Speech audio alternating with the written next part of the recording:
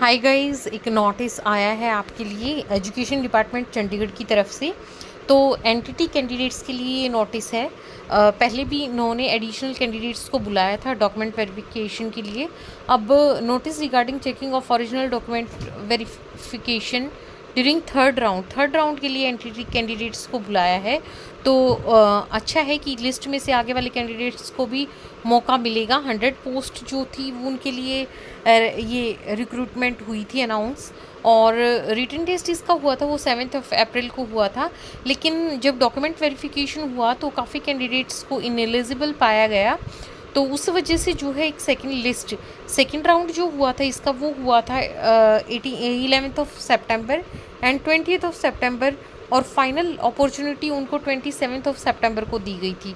अब आज यानी कि 4 अक्टूबर को एक और नया नोटिस आया है। ये इसमें थर्ड राउंड जो होगा इसमें 1.5 और एडिशनल कैंडिडेट्स को 1.5 टाइम्स जनरल कैटेगरी और दूसरी रिमेनिंग कैटेगरीज में भी कैंडिडेट्स को बुला लिया गया है। थर्ड राउंड जो होगा ये होगा आपका 9 अक्टूबर को इसकी काउंसलिंग होगी, इसकी डॉक्यूमेंट वेरिफिकेशन होगी। तो फटाफट से अपने डॉक्यूमेंट्स रेडी कर ले जिन भी कैंडिडेट्स का लिस्ट में नाम आया है। और ये जो इसके लिए वेन्यू जो रहेगा वो रहेगा auditorium, government girl model senior secondary school sector 18 Chandigarh का ही। और इसका बाकी डिटेल्स भी इसकी जो है मतलब ये नोटिस चंडीगढ़ एजुकेशन वेबसाइट पर chdeducation.gov.in पर अपलोड कर दिया गया है। Candidate wise schedule is also available on the website.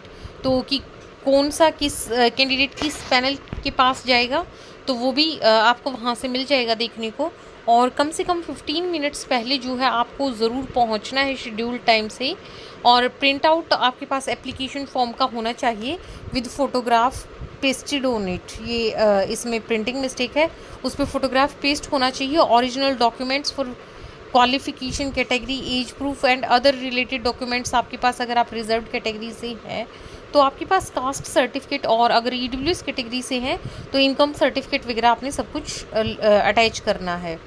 तो ये है आपका वेन्यू जो कि सेक्टर 18 मैंने बताया है। इसमें सारी चीज़ आप ध्यान रखेंगे कि क्या क्या आपको लेकर के जाना है।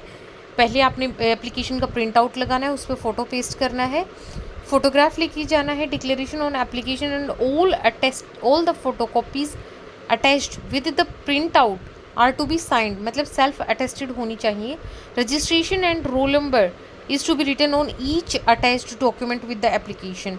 हर चीज़ पे आपने फिर जो कंपलसरी डॉक्यूमेंट्स थे लाइक आपकी 10th या 12th की marksheet for as a proof of date of birth, फिर सर्टिफिकेट में आपसे सीनियर सेकेंडरीज में मांगा गया था विद 50% मार्क्स, वो अटैच करना है। फिर आपका एनटीटी का डिप्लोमा आएगा। इसमें अगर आपने इसके इक्विवेलेंट अगर अर्ली चाइल्डहुड एजुकेशन प्रोग्राम इसमें ये था, लेकिन 2 ईयर्स से कम नहीं होना चाहिए, और बीएड या फिर बीएड नर्सरी हो एनसीईटी से तो आप एलिजिबल हैं इसके लिए।